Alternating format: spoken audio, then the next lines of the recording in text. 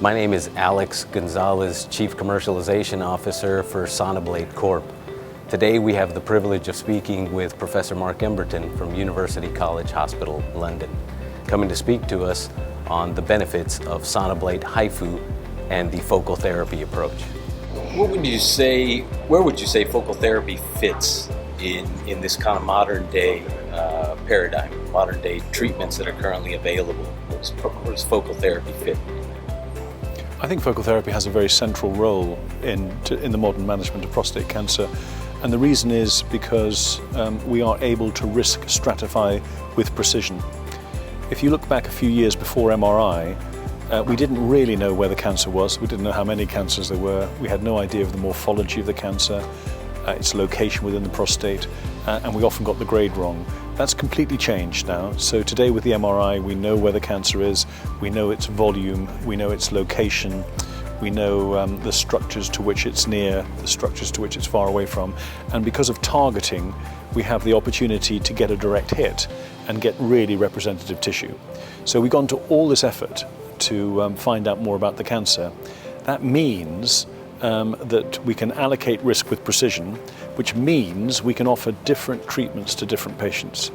My main criticism of our treatments beforehand is that they were a one-size-fits-all treatment.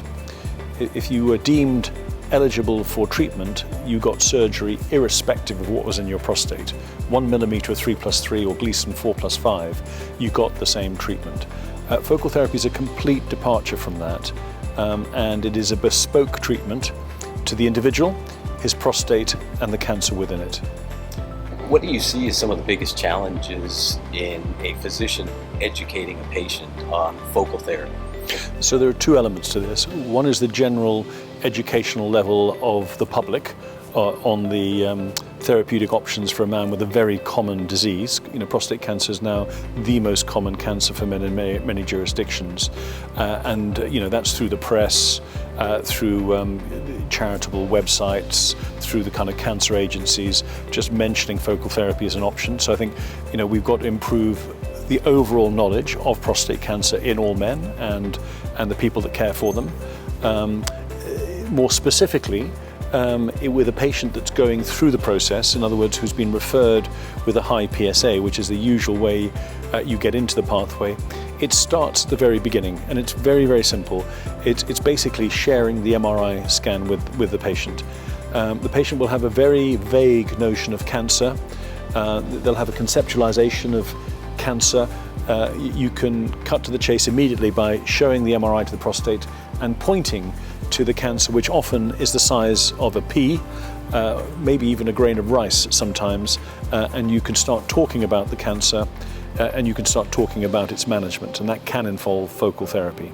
So it should start really very, very soon before a biopsy, and I find it a very useful way of managing the anxiety in a patient who's been referred with a high PSA. He's probably got a small cancer, he's going to need a biopsy, but I can tell him then that if it does prove to be a cancer, there's a very straightforward way of treating it, which can be done as a day case procedure with minimum side effects. So the Sonoblate now allows for the integration of image fusion. How important is that integration into your plan, your treatment plan, that you're working together with the patient and taking them from diagnosis to treatment? How important is that? Okay, well, you and others will have heard me say many times before that it's all about the imaging. It's all about the MRI. Historically, we had to carry that MRI in our brains. So we had to go to the corner of a room, look at an MRI, fix it in our minds, and then take it to the ultrasound. Now, the brain's very good at that.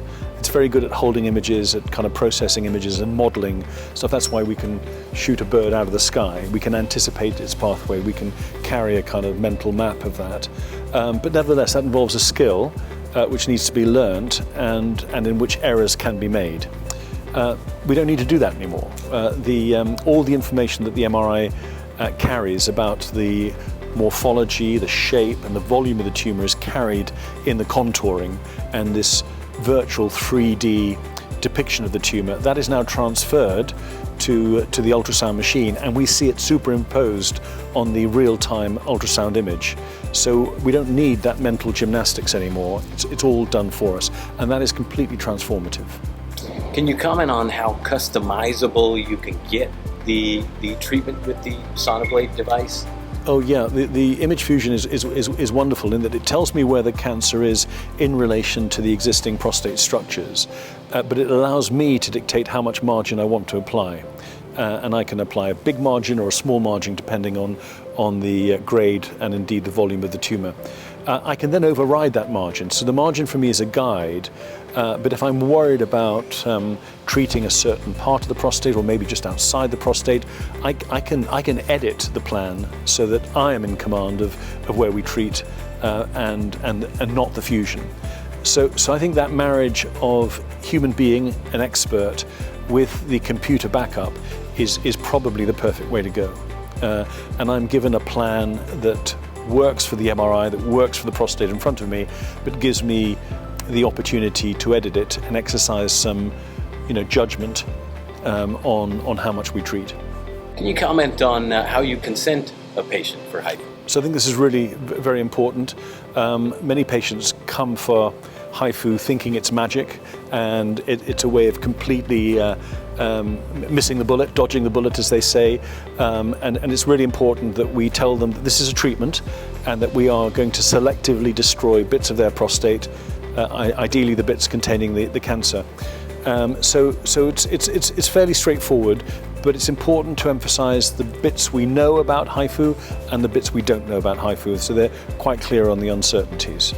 So I tell them that over a 5 to 10 year period, which is the period that we have reasonable data on a recently published study, that 85% of patients will just need one treatment over that period. 10% of patients might need a second treatment during that period.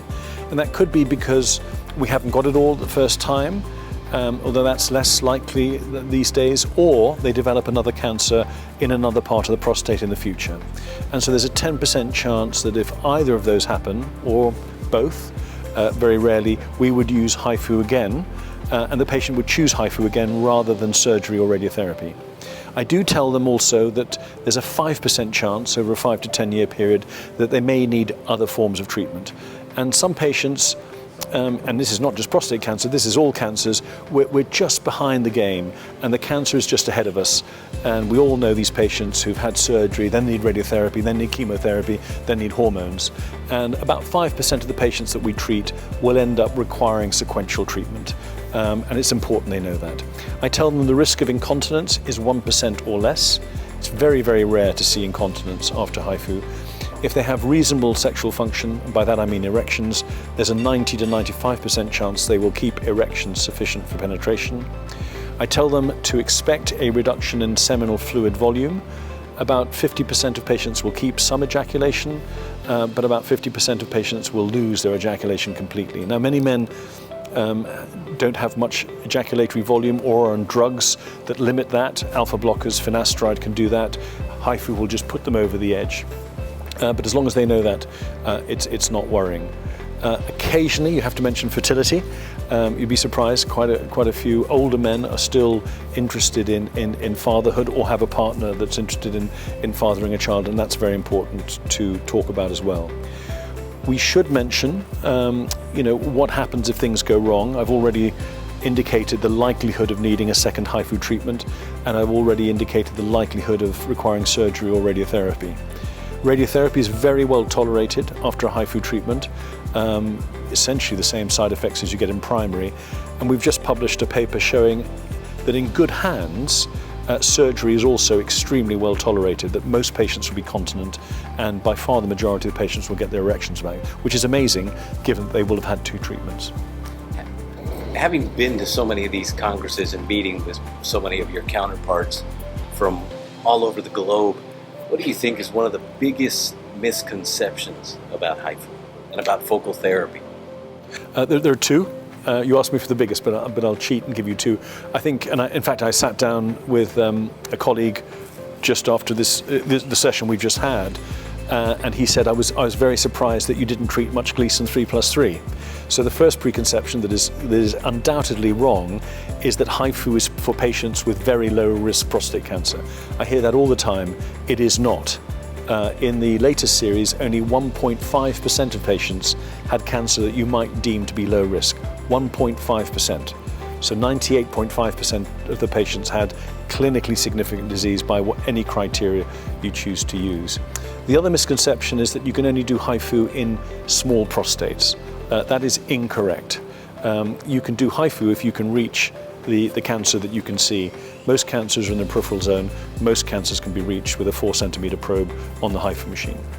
Outstanding. Professor Mark Emberton, thank you for your time. My pleasure.